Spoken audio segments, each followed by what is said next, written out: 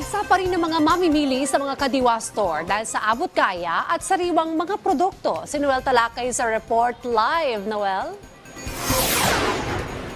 Rise and Shine Pilipinas, Dayan, narito na ang mga presyo ng mga pangunahing bilihin dito sa Kadiwa Store ng Department of Agriculture o DA.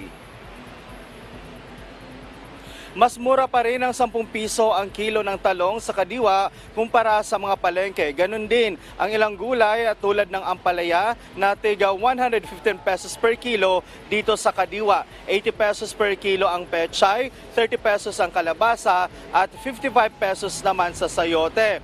Pagdating naman sa mga pangsahog Dayan, mabibili lang ng 80 pesos per kilo. Sa Kadiwa ang kamatis, mas mababa ito ng 10 piso kumpara sa palengke. Mas mura rin ng 10 piso ang sibuyas na puti.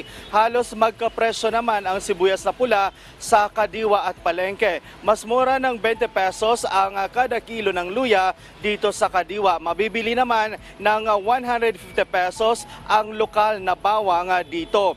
At mas mataas naman ang presyo ng bangus at tilapia dito sa Kadiwa, pero malaki naman ito at mas maganda ang klase at tinitiyak naman ng mga nagtitinda dito na iisa lang ang presyo.